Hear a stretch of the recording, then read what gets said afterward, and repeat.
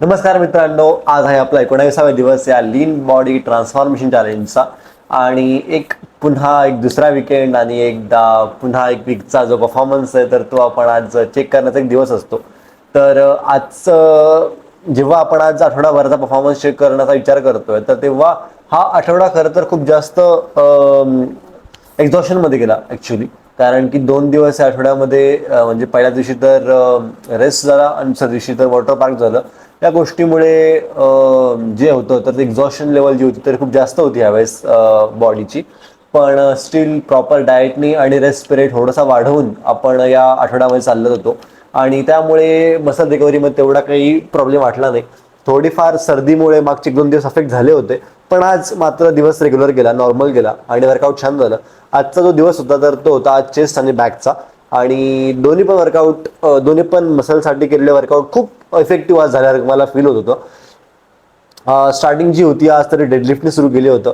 Deadlift केल्यानंतर lat पुल down आणि त्यानंतर मग चेस्टचे as usual flat bench press, मग त्यानंतर डिक्लाइन, इन्क्लाइन आणि मग पेक्टेक स्लाइड्स. हे एक जे शेड्यूल आहे तर ते कंटिन्यू केलं. पण जे इम्पॅक्ट पडला आज डेडलिफ्टमध्ये तर तो खूप चांगला पडला. कारण की सध्या मी जसं की म्हटलं होतं मागच्या व्हिडिओजमध्ये सुद्धा की डेडलिफ्टमध्ये तुमचा फॉर्म आणि टेक्निक खूप जास्त मॅटर करतं. कारण की ह्या अशा एक्सरसाइज आहेत जिथे तुम्हाला इंजुरीच्या रिस्क जे आहे तर ते खूप हाय आहे. त्यामुळे तिथे कमी वेट असेल तरी काही हरकत नाही, पण स्टार्टिंगला तुमचा फॉर्म आणि टेक्निक खूप जास्त मॅटर करते. सो मी त्याच्यावर जास्त फोकस करतो ॲक्च्युली.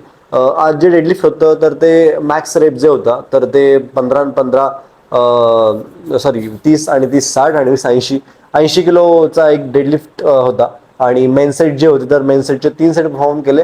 प्रत्येक सेटचे 12 रेप्स. असे एक normalized, not so good not so bad असं एक मीडियम किंवा मॉडरेट लेवलचा वेट घेऊन आज डेडलिफ्ट कंप्लीट केलं. बाकी म्हणायचं झालं तर आज चेस्ट एक्सरसाइजेसमध्ये खूप जास्त मला स्ट्रेंथ फील होत होती.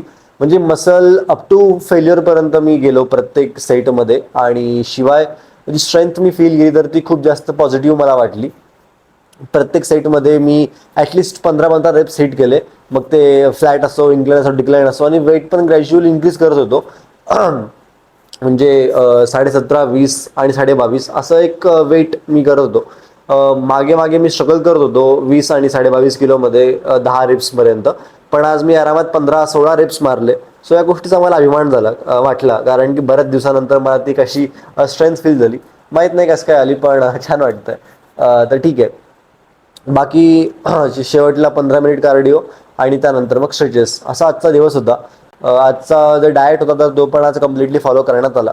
रात्री आज थोडंसं अंड्याऐवजी डाळीच्या पिठाचे धिरडे जे असतात तर ते घेतले. ती एक काय म्हणतात त्याला, एक ऑप्शनल गोष्ट आहे अंड्यांसाठी. आणि ह्या सगळ्या गोष्टी ज्या चालू आहेत तर त्या अंडर गायडन्स चालू आहेत सरांच्या. सो आय डोंट थिंक की that will be much more affected what जे असेल ते. पण ठीक आहे. त्यामुळे आता उद्या रविवार असल्यामुळे उद्या रेस्ट. या रविवारी वर्कआउट करावं का नाही करावं हा माझ्या डोक्यात प्रश्न होता, पण बॉडीला रेस्ट गरजेचं आहे. सो उद्या कंप्लीट रेस्ट घेण्याचा प्रयत्न करेल. जमलंच तर उद्या थोडंसं रेस्ट आणि रिकव्हरीसाठी स्विमिंगला जाऊ शकतो, पण नॉट शुअर येट. उद्या बघूयात काय होतं ते. तोपर्यंत का आराम करतो, तुम्ही पण आराम करा. उद्या भेटूयात. तोपर्यंत थँक्यू, धन्यवाद.